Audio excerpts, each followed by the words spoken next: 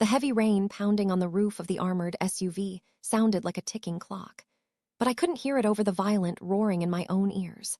I stared at the back of the driver's head, my lungs refusing to take in oxygen. The dim streetlights filtering through the tinted windows illuminated the thick, jagged scar wrapping around the left side of his neck.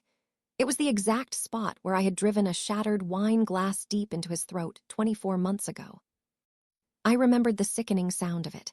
I remembered the hot, dark blood soaking into the white marble floor of the estate. I remembered watching his eyes roll back, feeling his pulse flutter and die beneath my trembling, blood-soaked fingers. I killed him. I knew I killed him. It was the horrific price I paid to escape. Welcome back, little bird. I scrambled backward in the plush leather seat, my mind completely unraveling. But I only collided with a wall of solid, unyielding muscle. He was right there.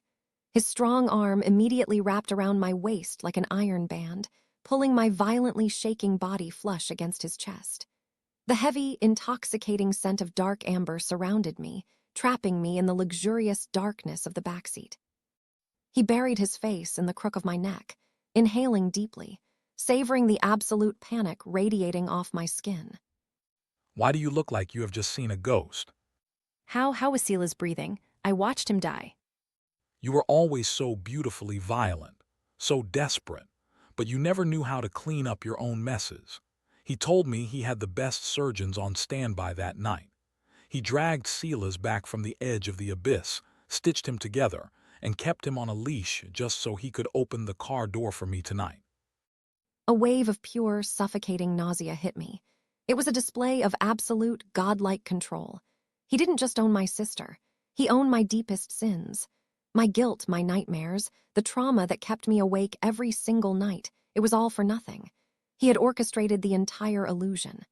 The heavy, electronic thud of the SUV doors locking echoed in the cabin, sealing my fate. I looked out the heavily tinted window, trying to steady my racing heart.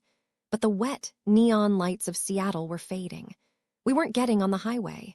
We weren't going to the airport to fly back to his empire. We were turning onto a pitch-black, unmarked road, heading deep into the dense, isolated forests of the Pacific Northwest.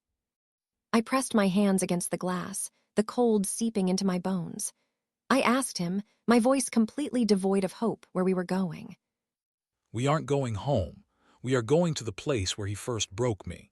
And this time, there would be no glass left to shatter. If you think you know what's waiting in the woods, you're entirely wrong.